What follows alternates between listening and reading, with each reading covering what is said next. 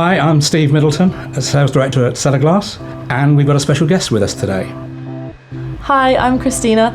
I graduated from Leeds University last summer, studying graphic and communication design. I'm incredibly excited to be here at Celloglas today to actually see my illustration come to life on the cover.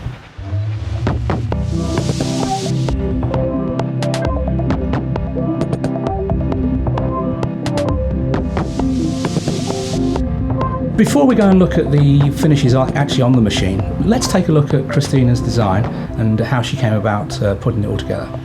So here is my initial concept, the one I submitted for my entry, using the constellations. And then it was actually really helpful working with computer arts. Joe and Nick gave some really great feedback after I submitted my original entry, saying to really play around with the colours, make the background a lot stronger and bring out those colourful hues in the space gases, so you get the blues and the lilacs in there.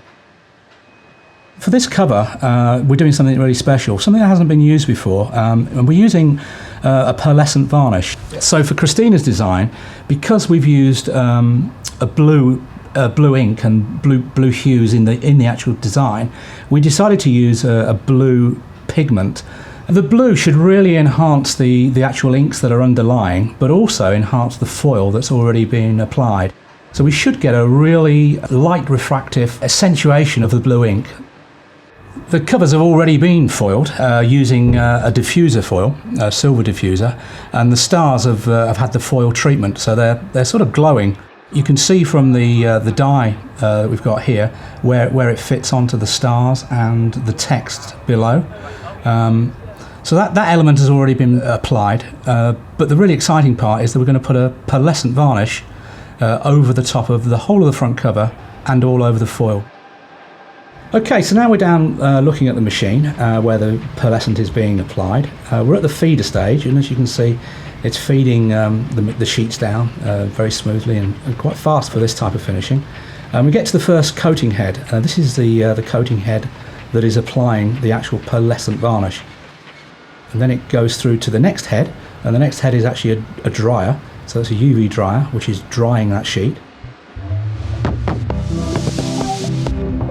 Okay, so as we come down to the end of the machine here, the stacker end, Nick's here to take a look at his work. He's going to pull one out and sort of get it under the light box and check that everything's in order.